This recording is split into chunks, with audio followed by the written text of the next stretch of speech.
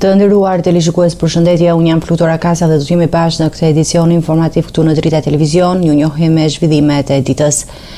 Kryeministri i vendit Edi Rama u shpjegoi fermerëve në Krutje të Lushnjës ndryshimet në skemën e mbështetjes bujqësore, duke theksuar se modeli i ri sjell më shumë përfitime përmes rimbursimeve të investimeve. Ai u përgjigj kritikave të opozitës duke cilësuar skemën më efektive dhe në përputhje me kërkesat e Bashkimit Evropian. Edi Rama zhvilloi një takim me fermerët në zonën e Krutjes në Lushnjë, ku prezantoi dhe shpjegoi ndryshimet në skemën e re të mbështetjes për bujqësinë, e cila ka shkaktuar debat dhe pak kënaqësi nga një pjesë e përfituesve dhe opozita. Për hir të një lufte të verbër as politike jo, po tribale fare, nuk e di si ta quaj, angazhohet një lukuni e tërë të nxjerrësh për ta nxjerrë komplet nga konteksti atë që themi. Dhe për të vazhduar t'i bjeri një fylli të thyer dhe të vjetër në të njëjtën vrim, jepni naft. Ndërkohë që është shumë e qartë për të gjithë ata që janë realisht fermer që prodhojnë se ajo që kemi bërë ne është shumë herë më shumë se sa jepni naft, pra nuk do japim një mbështetje që në bazë sasive me një llogari në bazë shembullve që solli dhe ministri është 300.000 lekë të vjetra, por do japim një mbështetje që shkon në 7-8 milion lekë të vjetra përsëri, pra nga 300 euro në 7-8.000 euro, thjesht dhe vetëm ai që shet prodhimin e vet paraqet faturën. Në fjalën e tij ai theksoi që ashtu se Bashkimi Evropian ka pasur më herët rezerva ndaj skemës së vjetër së subvencioneve, duke konsideruar ato të paefektshme dhe të shkëputur nga realiteti i prodhimit bujqësor. Nuk ka, edhe me ato para pastaj do të blesh naft, blej naft sa duash, por nuk është nafta këtu. Domethënë ata që flasin janë të verbër dhe të ligj. Kryeministri njoftoi se pritet të prezantohet një nismë re financimi për fermerët, e cila synon të lehtësojë zgjerimin e biznesit bujqësor dhe rritjen e prodhimit. Një program që prek të gjithë sektorët prodhues, që praktikisht i thotë çdo shqiptari që prodhon do ta dyfishosh ndërmarrjen që ke? Bujrum. Bjer një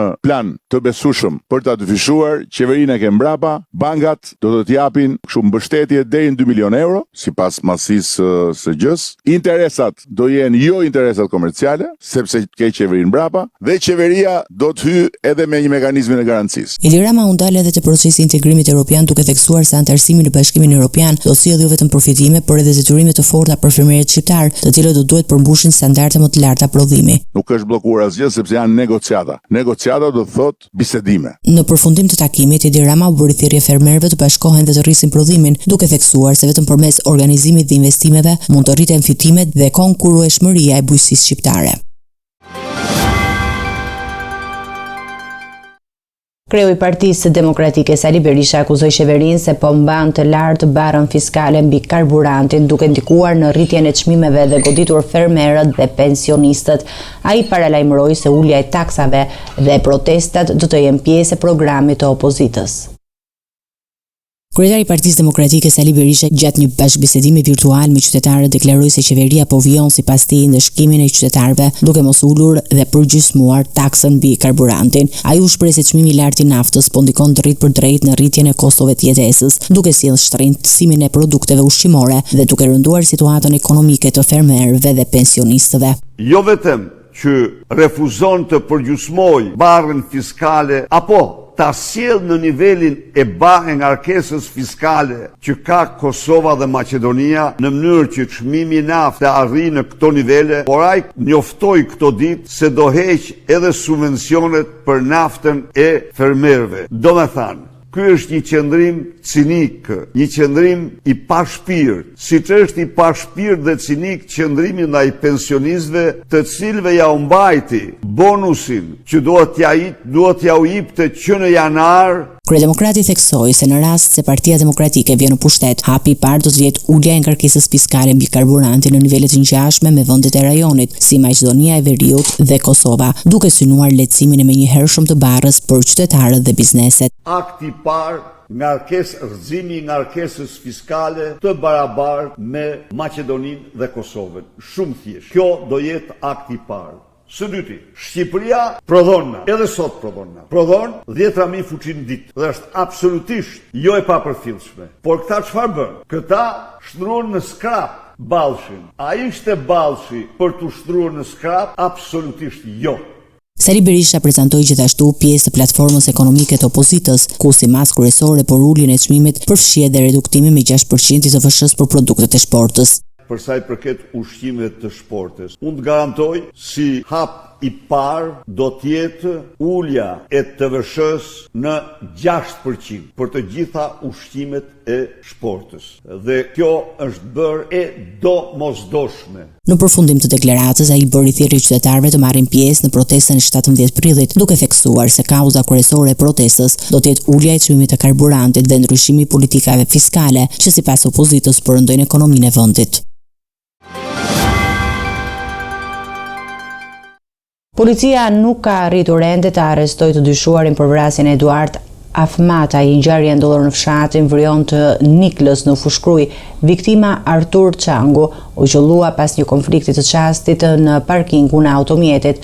Forcat e rendit po vijojnë kontrollet në zonë, por pa rezultat deri tani.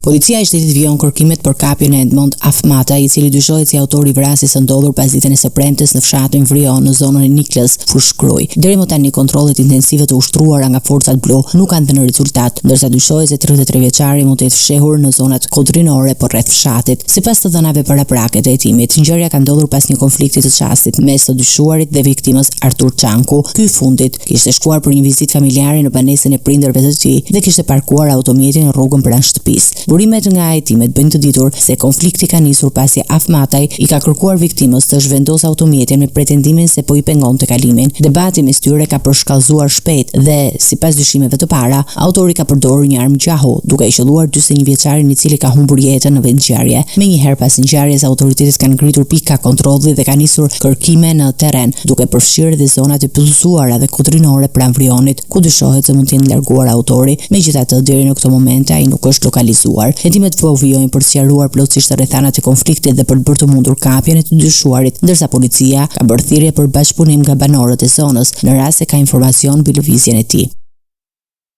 Alex Ndreka do të qëndrojë në burg pas vendimit të gjykatës së posaçme kundër korrupsionit dhe krimit të organizuar, e cila konfirmon masën e sigurisë arrest në burg pas ekstradimit të tij nga Italia. Ai akuzohet për pjesëmarrje në grup të strukturuar kriminal dhe siguroi kushtesh për vrasje. Ndreka ishte në kërkim në kuadër të operacionit Metamorfoza. Alex Ndreka, i ekstraduar 2 ditë më parë nga Italia drejt Shqipërisë, është lënë në masën e sigurisë arrest në burg nga gjykata e posaçme kundër korrupsionit dhe krimit të organizuar me kërkesë të prokurisë së posaçme. Vendimi u dha në vijim të procedurave hetimore që lidhen me dosjen e njohur Metamorfoza. 49 vjeçari ishte shpadur në kërkim në korrik të vitit 2023, ndërsa ndaj tij është caktuar më herët masa e arrestit në mungesë për veprën penale, pjesëmarrje në grup të strukturuar kriminal dhe sigurim kushtesh dhe mjetesh për të kryer vrasje. Ai u arrestuar në Itali në qershor të vitit 2024 në aeroportin Malpenses në Milano pas një operacioni të koordinuar mes autoriteteve italiane dhe atyre shqiptare. Sipas dosjeve hetimore, Ndreka është një emër i njohur në disa ngjarje kriminale dhe përplasje të forta të raportuara ndër vite. Ai ka qenë disa herë objekt i atentateve me armë zjarri, përfshirë një ngjarje të vitit 2020 në aksin Lezhë-Laç, ku mbeti plagosur por arriti të largohej vetë dhe të kërkonte ndihmë mjekësore në spitalin rajonal të Lezhës. Emri i tij është përmendur gjithashtu në disa hetime të lidhura me përplasje mes grupeve kriminale dhe figurave të njohura të botës së krimit, përfshirë konfliktet e raportuara me ish-deputetin socialist Arben Doka. Në kuadër të hetimeve të zgjeruara janë dokumentuar dhe tentativa për atentate dhe plane të dyshuara që përfshin emra të tjerë të botës së krimit në vend. Sipas dosjes së prokurisë së posaçme, hetimet për këtë çështje lidhen me një rrjet më të gjerë aktivitetesh kriminale, ku përmenden edhe tentativa për eliminime fizike ndaj personave të ndryshëm si dhe sigurim informacioni për vendodhjen e tyre. Autoritetet vijojnë hetimet për të zbardhur rolin e secilit të përfshirë dhe për të dokumentuar plotësisht aktivitetin e dyshuar të grupit.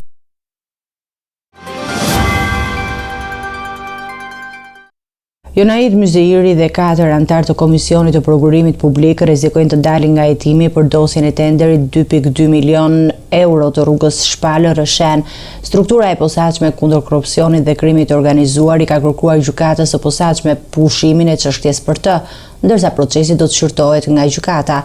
Hetimet për persona të tjerë në dosje vijojnë. Jonahid Myzyiri, ish kreu I Komisionit të Prokurimit Publik, është në qendër të një zhvillimi të ri procedurial në dosjen e njohur për shkelje të barazisë në tendera publike për mirëmbajtjen e rrugës Shpallë-Rrshen me vlerë rreth 2.2 milion euro. Struktura e posaçme kundër korrupsionit dhe krimit të organizuar përmes prokurorit të çështjes dhe Selvin Qoka I ka kërkuar gjykatës së posaçme pushimin e hetimeve për Myzyirin dhe 4 anëtarëve të tjerë të KPP-s, Vilma Zhupaj, Lindi Taskeja, Merita Zeqaj dhe Enkeleda Bega. Kërkesa është depozituar dhe pritet që në gjykatën e posaçme të hidhet shortje për caktimin e gjyqtarit, që do të shqyrtojë vendimin e prokurorisë. Dosja lidhet me procedurën e tenderit të zhvilluar nga Autoriteti Rrugor Shqiptar me 18 shtator 2020 për mirëmbajtjen e segmentit Rreshen, Ura e Fanit Shpal, Shpal Qaf, Bene Hadroj dhe Shpal Ura e Ripsit. Sipas hetimeve të mëparshme, gjatë këtij procesi janë ngritur dyshime për shkelje ligjore dhe favorizim të operatorëve ekonomik. SPA kishte pretenduar se KPP-ja në vendimarrjen e saj kishte favorizuar bashkimin e kompanive AE Komunella dhe Drini, të cilat rezultuan fituese të tenderit, ndërsa dyshoi përdorimi I dokumentacionit pa rregullt. Në të njëjtin proces, një tjetër operator, Kthella, ishte skualifikuar me argumentin se oferta e tij ishte më e ulët dhe me risk të lartë për mos përmbushje të kontratës. Në tetor të vitit 2025, gjykata e posaçme kishte hiqur masën e pezullimit nga detyra për Myzyirin, duke e lënë atë vetëm me detyrim paraqitje, ndërsa hetimet vijuan deri në këtë fazë të re, ku prokuroria kërkon pushimin e çështjes për një pjesë të pandehurve. Megjithatë, ndonse disa prej tyre kërkohet pushimi I hetimeve, procedurat nuk janë mbyllur për të gjithë të përfshirit në dosje. Për disa persona të tjerë të hetuar, procesi penal pritet të vijojë, ndërsa gjykata e posaçme do të ketë fjalën përfundimtare mbi kërkesën e SPAK-ut. Policia e Tiranës ka zbuluar një bazë të dyshuar armësh në fshatin Picall, ku u gjet një arsenal I madh armatimesh dhe pajisjesh ushtarake në kërkim të shpadur Oltian Qershori, ndërsa është arrestuar nëna e tij. Hetimet dyshohen se armët mund të përdoreshin për furnizimin e grupeve kriminale. Policia e Tiranës ka zbuluar një bazë të konsiderueshme armësh në një banesë private në zonë Picallës, periferi të kryeqytetit, ku dyshohet se ruheshin dhe shpërndaheshin armë zjarri për grupe kriminale. Gjatë kontrollit të ushtruar në banesë, edhe në një kasolle pranë saj, efektivët kanë gjetur një arsenal të madh përfshir 5 automatik, një pushk, 3 pistoleta, një armë gjau dhe një silenciator, uniforma dhe pajisje të ngjashme me ato të policisë. Gjithashtu janë sekuestruar rreth 900 fishek luftarak, fitila zjarr përcjellës dhe kapsulla detonatore, që kanë ngre dyshime për një aktivitet organizuar kriminal. Në momentin e ndërhyrjes në banesë ndodhej vetëm nëna e poseduesit të dyshuar, një 66 vjeçare, e cila është arrestuar në flagrancë. Ajo fillimisht ka deklaruar se nuk kishte dieni për praninë e armëve në shtëpi. Ndërkohë, pronari I banesës dhe I dyshuari kryesor, Oltian Qershori, është shpadur në kërkim nga policia. Sipas të dhënave paraprake, ai ka qenë më herët pjesë e forcave të armatosura, por është përjashtuar disa vite më parë për shkelje disiplinore. Burimet nga hetimet bëjnë të ditur se autoritetet kishin informacione paraprake se Qershori posedonte një armë pa leje dhe dyshimet e ushtuan për një aktivitet të mundshëm të lidhur me furnizimin e grupeve kriminale me armë zjarri. Kur policia ka mpritur në banesë, ai dyshohet se është larguar me shpejtësi duke shmangur arrestimin. Të gjitha armët dhe municionet u sekuestruan dhe do dërgohen në Institutin e Policisë Shkencore, ku do të kryhet ekspertiza balistike për të verifikuar nëse janë përdorur për ngjarje të tjera kriminale. Hetimet po vijojnë për të zbuluar rritjen e mundshme të bashkëpunëtorëve dhe destinacionin e armëve të sekuestruara.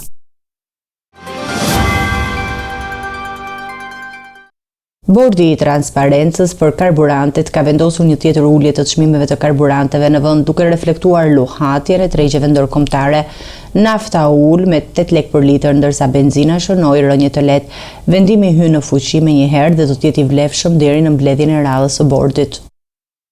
Bordi I transparencës për karburantit ka vendosur të ulë sërish çmimin e shitjes me pakicë të karburantit në vend, duke sjellë një tjetër ndryshim brenda pak ditësh në tregun vendas të hidrokarbureve. Sipas vendimit të fundit, çmimi I naftës është ulur në 217 lek për litër në 209 lek për litër, duke reflektuar një rënje prej 8 lekësh. Edhe benzina ka psuar një ulje të lehtë, duke zbritur në 176 lek në 175 lek për litër. Bordi thekson se këto ndryshime vijnë në përputhje me luhatjen në tregjet ndërkombëtare të naftës. Sipas të dhënave të fundit, çmimi I naftës bruto Brent ka rënë në rreth $95 për fuqi nga $97 të një dite më parë. Megjithatë, në tregun referues të mesdheut, I cili ndikon drejt për drejt në çmimet në Shqipëri, janë regjistruar luhatje të ndjeshme ditët e fundit me rritje dhe ulje të shpeshta të çmimeve për ton. Në një periudhë shumë të shkurtër, çmimi I naftës në këtë bursë ka lëvizur nga $1527 për ton në 7 prill në $1245 me 8 prill dhe më pas është rritur përsërisht në $1.402 për ton me 9 prill, duke treguar paqëndrueshmëri në tregun ndërkombëtar. Vendimi i ri i bordit hyn në fuqi në orën 16 të së shtunës dhe do të mbetet i vlefshëm deri në mbledhjen e ardhshme ku pritet të rishikohet sërish çmimi në varësi të zhvillimeve në tregjet globale. Gjithashtu, është bërë ditur se një ulje e mëtejshme e aksizës me një 20% mund të aplikohet vetëm në rast se çmimi i shitjes me pakicë për gazoilin kalon në 220 lekë për litër ose benzina te kalon 200 lekë për litër. Ministria e Ekonomisë ka paralajmëruar operatorët e tregut të karbureve për zbatimin e rregullave dhe vendimeve të bordit të transparencës, duke theksuar se çdo shkelje e vendimeve do të monitorohet dhe trajtohet sipas ligjit në fuqi. Eci me të tjera informacione, ka ndruar jetë në moshën 79 vjeçare ish kongresmeni amerikan Eliot Engel, i njohur për mbështetjen e tij të palëkundur ndaj Kosovës. Ai konsiderohet një nga zërat më të fortë në SBA për lirinë dhe pavarësinë e saj. Reagime të shumta kanë ardhur nga lider politik në Kosovë dhe SBA. Ish kongresmeni amerikan Eliot Engel, një nga mbështetësit më të mëdhenj ndërkombëtar të Kosovës, është ndar nga jeta në moshën 79 vjeçare. Engel, i cili shërbeu për 16 mandate në Kongresin Amerikan duke përfaqësuar zonat të Westchester dhe Bronx, do të kujtohet si një figurë kyçe për formimin e marrëdhënieve mes shqiptarëve dhe Shteteve të Bashkuara. Në një nga deklaratat e tij më të njohura, Engel shprehi se kishte udhëtuar në të gjithë Ballkanin Perëndimor, por asnjë vend nuk e kishte prekur më shumë se Kosova, duke theksuar lidhjen e veçantë që kishte krijuar me popullin shqiptar. Si ish kryetari i Komisionit për Punë të Jashtme në dhomën e përfaqësuesve, ai luajti një rol të rëndësishëm në sigurimin e mbështetjes së SBA-s për shpalljen e pavarësisë së Kosovës në vitin 2008. Më herët, Engel ishte ndër ligjvënësit e parë që i kërkuan administratës së Bill Clinton të ndërhynte në vitin 1990 për të ndalur dhunën e forcave jugoslave dhe serbe në Kosovë. Për kontributin e tij të jashtëzakonshëm, institucionet në Prishtinë kanë nderuar duke i vendosur emrin e tij një rrugë dhe një autostrade, si dhe duke emetuar një pull postare me portretin e tij. Pas lajmit për ndarjen nga jeta, ushtruesja e detyrës së presidentit të Kosovës, Albulena Haxhiu, e cilësoi Engel si një mik të dëshmuar dhe përkrahës të palëkundur të lirisë së vendit. Ndërkohë, kryeministri Albin Kurti vlerësoi lart angazhimin e tij për marrëveshjen shqiptare. Reagimet erdhën edhe nga figura të rëndësishme politike në SBA, përfshir liderin e demokratëve në Senat, Chuck Schumer, duke dëshmuar ndikimin e gjerë që Engel pati në politikën amerikane dhe në arenën ndërkombëtare. Për shqiptarët, Eliot Engel do të mbetet një simbol i mbështetjes së sinqertë dhe i përkushtimit për lirinë dhe pavarësinë e Kosovës.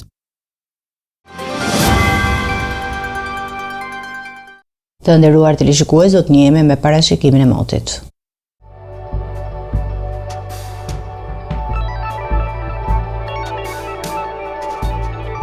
Territori shqiptar për datën 12 prill 2026 do të karakterizohet nga kushte atmosferike shumë të qëndrueshme, duke sjellë mot të kthjellët dhe me diell në të gjithë vendin. Paraditja dhe pasditja do të jenë kryesisht me diell, ndërsa vetëm në zonat juglindore mund të ketë vranësira të pakta kalimtare. Temperatura minimale pritet të zbresë deri në 5 gradë Celsius, ndërsa ajo maksimale do të arrijë deri në 22 gradë Celsius. Gjatë ditës priten rreth 9 deri në 11 orë me diell. Era do të fryejë lehtë nga drejtimi veri perëndimor me shpejtësi 2 deri në 4 metra për sekond. Deti do të ketë dallgëzim të ulët rreth 1 deri në 2 ball. Indeksi ultraviolet për Tiranën pritet të jetë mesatar rreth 5. Sipas të dhënave astronomike, lindja e diellit në Tiranë do të jetë rreth orës 5:59 minuta, ndërsa perëndimi rreth orës 19:24 minuta. Temperaturat minimale dhe maksimale për disa qytete kryesore të Shqipërisë do të jenë si më poshtë: Shkodër 11 deri në 20 gradë Celsius. Kukës 9 deri në 19 gradë Celsius. Peshkopi 8 deri në 18 gradë Celsius. Tiranë 13 deri në 21 gradë Celsius. Durrës 12 deri në 19 gradë Celsius. Kavaj 11 deri në 19 gradë Celsius. Elbasan 12 deri në 22 gradë Celsius. Berat 11 deri në 21 gradë Celsius. Korç 5 deri në 17 gradë Celsius. Vlorë 14 deri në 21 gradë Celsius. Gjirokastër, 11 deri në 20 gradë Celsius. Sarand, 13 deri në 20 gradë Celsius. Territori i Kosovës për datën 12 prill 2026 do të karakterizohet nga mot relativisht i qëndrueshëm me alternime mes kthjellimeve dhe vranësirave të pakta. Paraditja do të ketë intervale me diell, ndërsa pasditja vijon me mot të qetë dhe kthjellime. Temperatura minimale pritet të zbresë deri në 4 gradë Celsius, ndërsa ajo maksimale do të arrijë deri në 19 gradë Celsius. Era do të fryejë lehtë nga drejtimi veri perëndimor me shpejtësi 2 deri në 4 metra për sekond. Indeksi ultraviolet për Prishtinën pritet të jetë mesatar rreth 5. Sipas të dhënave astronomike, lindja e diellit në Prishtinë do të jetë rreth orës 5:52 minuta, ndërsa perëndimi rreth orës 19:20 minuta. Temperaturat minimale dhe maksimale për qytetet kryesore të Kosovës do të jenë: Mitrovica, 5 deri në 16 gradë Celsius; Podujev, 4 deri në 15 gradë Celsius; Skënderaj, 4 deri në 16 gradë Celsius; Pej, 9 deri në 15 gradë Celsius; Prishtinë, 6 deri në 16 gradë Celsius; Gjakov, 8 deri në 19 gradë Celsius; Malishev, 8 deri në 18 gradë Celsius; Gjilan, 5 deri në 16 gradë Celsius; Ferizaj, 7 deri në 17 gradë Celsius; Kaçanik, 7 deri në 16 gradë Celsius; Suharek, 8 deri në 19 gradë Celsius; Prizren, 7 deri në 17 gradë Celsius. Ishte gjithçka e përgatitur në këtë edicion informativ. Për më shumë zhvillime dhe informacione, klikoni në faqen tonë zyrtare drita.tv. Mund na ndiqni në rrjetet sociale, Facebook, Instagram, YouTube, ku jemi me përditësime në çdo kohë. Vazhdoni të qëndroni në shoqërinë e televizionit Drita, bashkë me u takofshim në edicionin e ardhshëm.